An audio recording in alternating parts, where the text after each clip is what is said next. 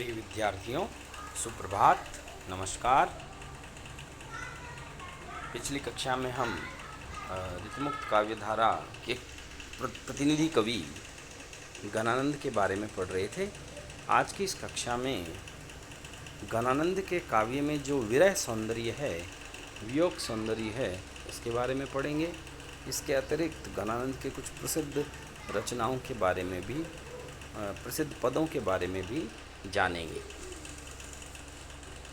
देखिए, गणानंद के वियोग वर्णन में हमने कल ही ये जाना था कि शुक्ल जी कहते हैं, बिहारी से तुलना करते हुए शुक्ल जी कहते हैं कि गणानंद ने बिहारी की तरह बाहरी उछल कूद नहीं दिखाई। उन्होंने वियोग को बाहरी पैमानों से नहीं मापा। जो कुछ था वो उनके भीतर की पुकार थी, मौन मधी पुकार थी।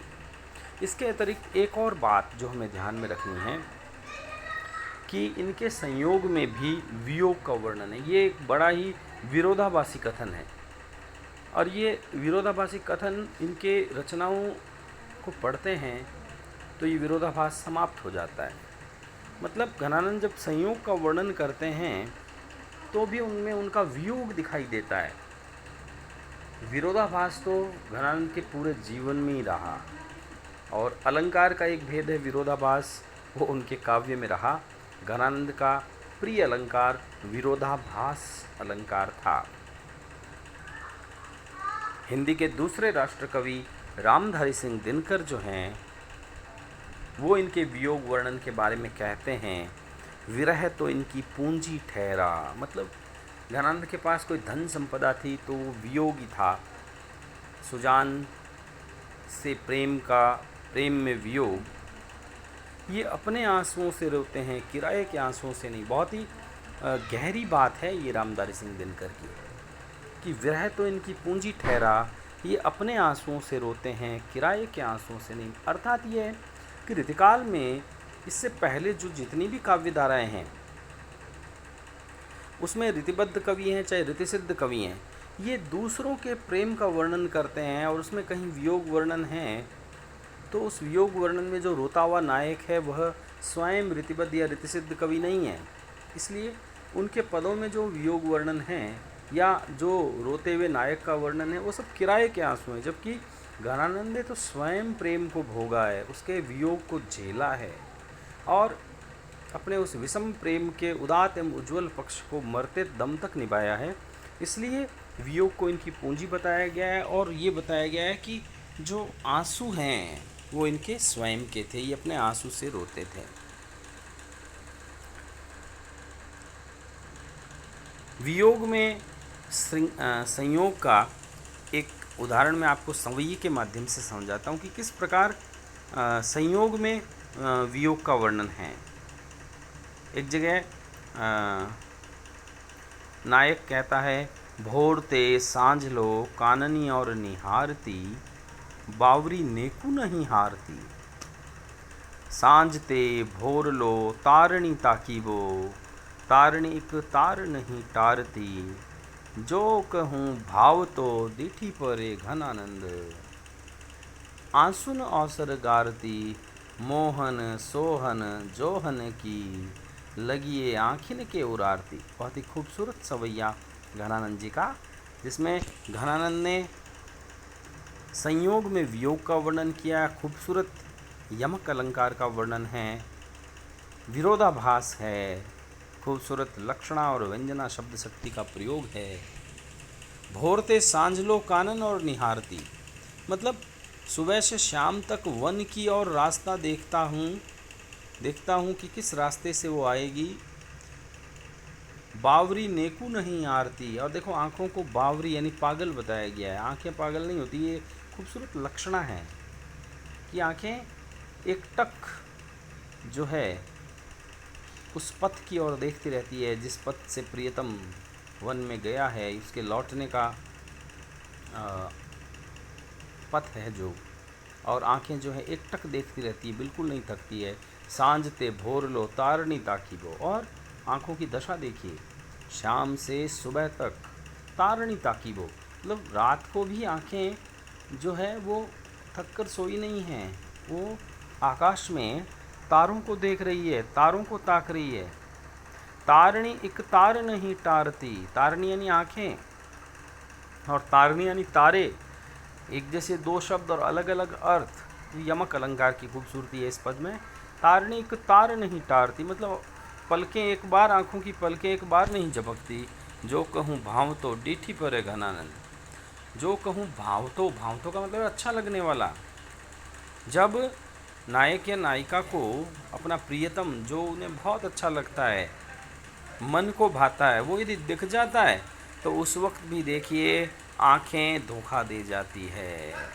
आंसुन अवसर गारती, अवसर यानी अवसर, तद्भव शब्द है अवसर, कि उस समय आँखों में प्रियतम को देखकर आंसू आ जाते हैं, आंखें आंसुओं से डबाडब हो जाती है और आँखों से सूजना बंद हो जाता है और आँखें वो अवसर भी गंवा देती है कि जब सामने होता है अच्छा लगने वाला तो भी वो उसे नहीं देख पाती। इसे कहते हैं संयोग में वियोग। कितना खूबसूरत संयोग में वियोग घनानंद जी ने दिखाया है कि जब उसका प्रियतम अच्छा लगने वाला जब उसकी आँखों के सामने होता है तब उस समय उसकी आँखें भी धोखा दे जाती है और आँखें आंसुओं से डबाडब हो जाती है और वो अपना मौका खो देती है।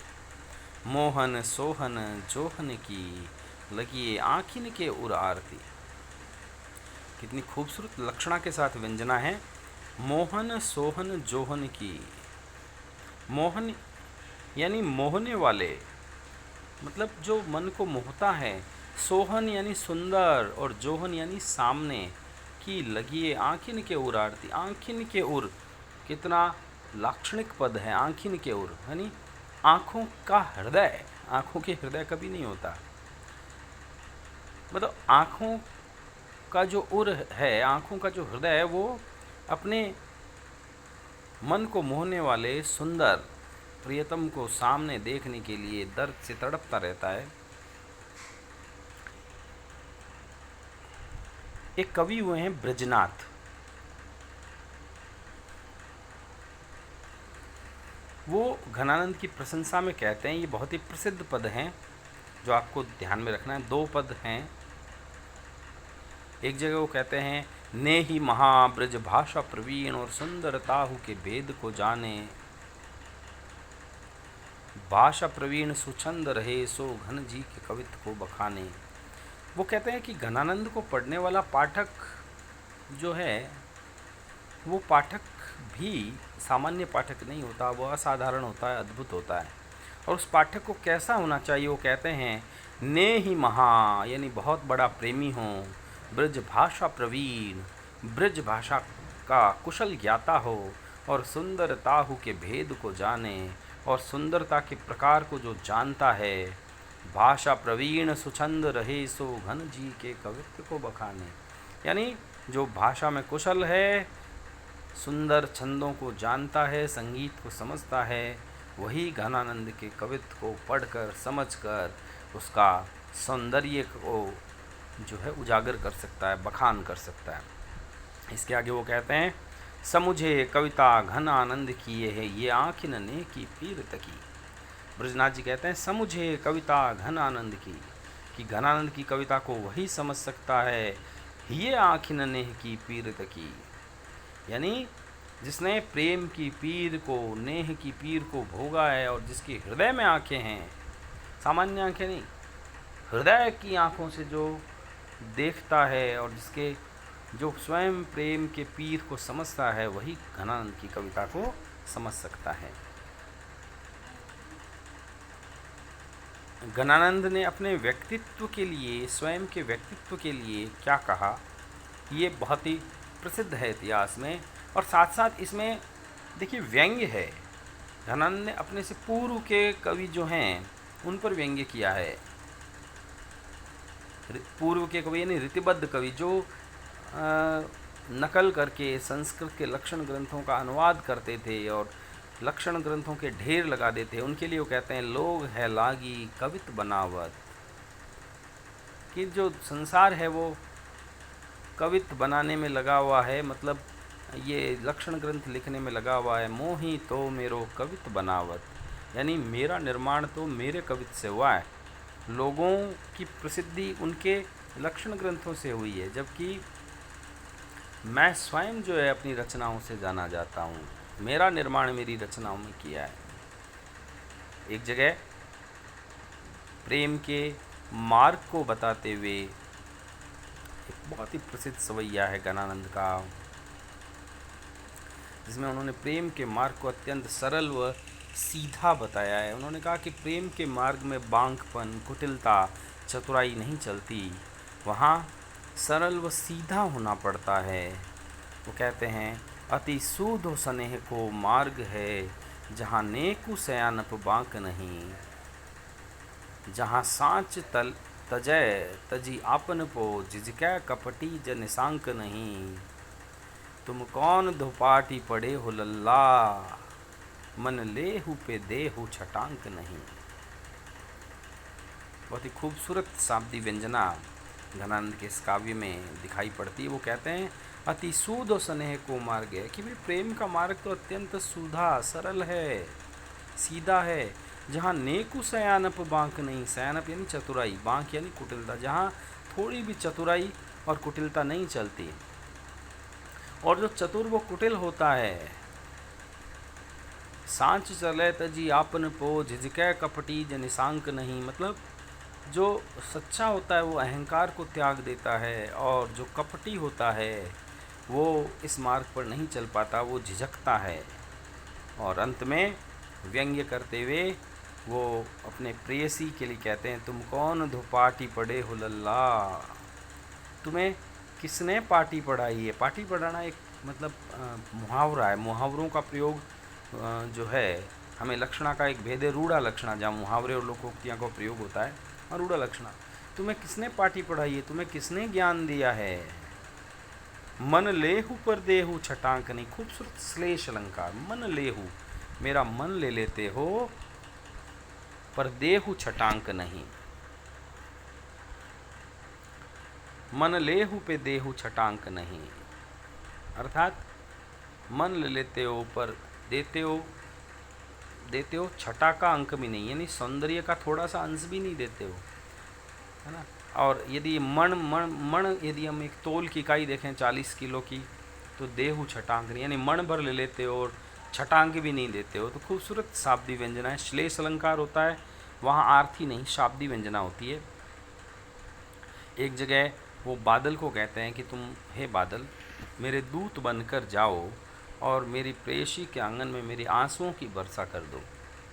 वो स्वयं जो है के लिए कहते हैं, और बादल को व्यंग्य करके कहते हैं, पर कारज देह को धारे फिरो, परजन्य जथार्थ वह दर्शो, घन आनंद जीवन दायक हो, कबहू मेरी पीर ही है परसो, कबहू अविशासी सुजान के आंगन में मोह सुवन को ले बरसो। कनानंद जी क्या कहते हैं, पर कारज देह को दहे बादल, पर कारज देह को दारे फिरो, मतलब तुम दूसरों के कार्य के लिए, परमार्थ के लिए जो है अपना रूप धारण करते हो, परजन्य जथार्थ है दर्शो, और तुम लोगों के कल्याण के लिए जो है दर्शन देते हो, घन आनंद जीवन दायक हो, कि हे जीवन देने वाले, कब हूँ मोरी मेरो पीर ही है परसो, कभी मेरी पीड़ा को भी अपने हृदय में बसाओ, और कब हूँ अविश्वासी सुजान के आंगन में, कभी उस विश्वासी का मतलब है विश्वास नहीं करने वाली अविश्वासी सुजान के आंगन में, सुजान के आंगन में जाओ और मोह अंसुवन को ले बसो, मेरे हृदय की पीड़ा को अपने हृदय में धारण करके और मेरे आंसुओं की बरसात उसके आंगन में कर दो। एक जगह वो वायु को दूत बनाकर कहते हैं, अरे वीर पौन तेरो सब और गौन, वारी तो सौ और कौन मन ढर को ही वाणी दे, विरह की व्यथा मूरी आँखिन में राखो पूरी, धूली तीन पायन की हाहा ने कुआवन दे। एक जगह वो वायु कहते हैं, अरे वीर पवन, कि हे वीर पवन देव, तेरो सब और गौन, तू तो सब जगह चला जाता है, वारी तो सौ और कौन, मन ढर को ही वाणी दे, कि मैं तुझ पर वारा जाऊं, न्यौछावर जाऊं, तेरे समान कौन है संसार में, मन ढर को ही वाणी दे, कि तू मेरे मन को शीतलता प्रदान करे, ऐसा काम कर दे, विरह व्यथा की मूरी, आँखिन में राखो पूरी, धूलि तिन पायन की हाहा नेकु आयनन। कि विरह व्यथा की जो जड़ी बूटी है मेरे आँखों में बसी हुई है, सुजान के वियोग की जो पीड़ा वो मेरी आँखों में बसी हुई है, और इन आँखों को शीतलता तभी मिलेगी जब हे वीर पवन तू जा और वो जिस मार्ग से चल रही है उस मार्ग पर उसके पैरों की धूल को उड़ाकर मेरी आँखों तक पहुँचा दे। सौंदर्य वर्णन में घनानंद नायिका के सौंदर्य का वर्णन जब करते हैं तो कहते हैं, रावरे रूप की रीति अनूप, नयो नयो लागत ज्यों ज्यों निहारिये। रावरे रूप की रीति अनूप, नयो नयो लागत ज्यों ज्यों निहारिये। कि मतलब आपके जो रूप है, आपका जो सौंदर्य है, उसकी रीति अनुपम है, उसका भेद तरीका अनुपम है। नयो नयो लागत ज्यों ज्यों निहारिये, मैं नया, मुझे हर बार आपका सौंदर्य नया लगता है। मैं जब भी देखता हूँ आप अपूर्व सुंदर दिखते हो। त्यों इन आँखिन बानी अनोखी, अघानी कहूँ नहीं आन तिहारिये। त्यों इन आँखिन बानी, बानी का अर्थ है आदत, वैसे मेरे इन आँखों की आदत भी अब अनोखी हो गई है। अघानी, अघानी कहूँ नहीं आन तिहारिये, मतलब मैं तुम्हें जब देखता हूँ तो मेरी आँखें जो है अघानी नहीं, अघानी मतलब थकती नहीं हैं, थकती नहीं।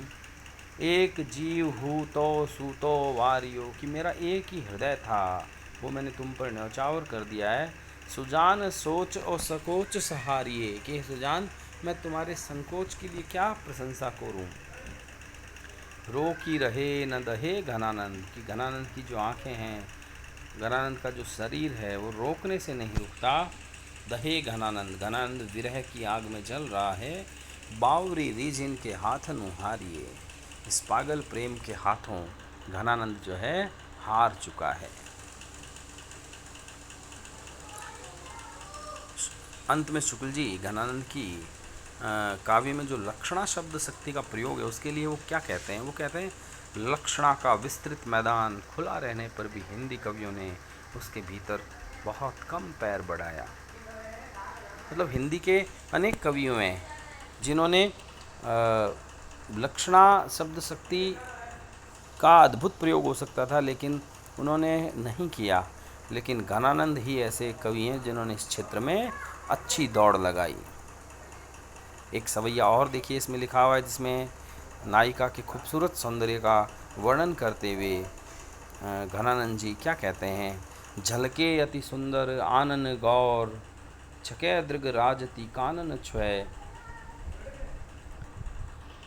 हंसी बोलन में छवि फूलन की, वर्षा उर ऊपर जाती है आज हुए, लटलोल कपोल कलोल करे कलकंठ बनी जलजावली द्वय, अंग अंग तरंग उठे दुति की परी है मनोरूप अभय धरा च्वय। जल के अति सुंदर आनन गौर, की हे प्रेसी तुम्हारा अत्यंत सुंदर गोरा मुख जो है झलक रहा है, प्रकाशित हो रहा है। छके दृग राजति कानन छ्वय, छके दृग राजति कानन छ्वय, तुम्हारी बड़ी बड़ी सुंदर प्रेम में परिपूर्ण जो आँखें हैं वो राजती शोभित हो रही है, वो कानों तक पहुँची हुई है, इतनी बड़ी बड़ी आँखें हैं।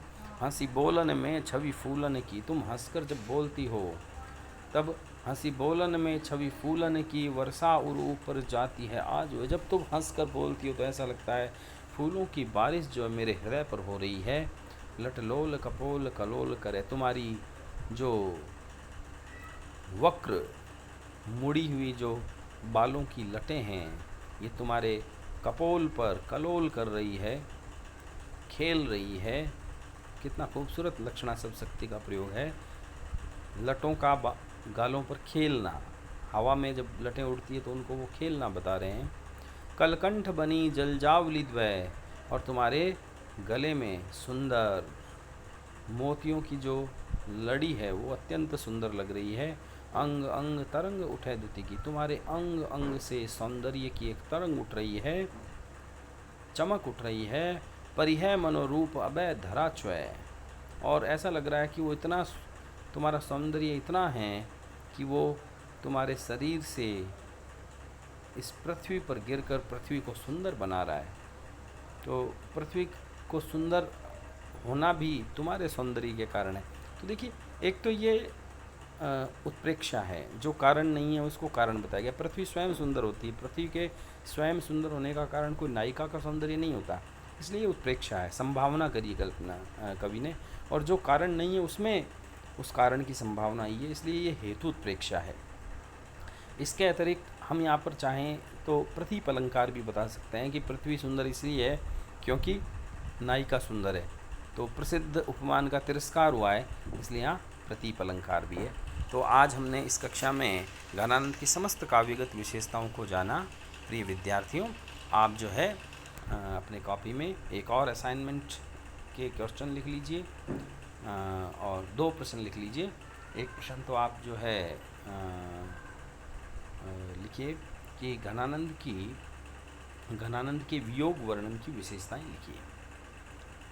घनानंद के किन्हीं 2 प्रसिद्ध सवैयों का सप्रसंग अनुवाद कीजिए।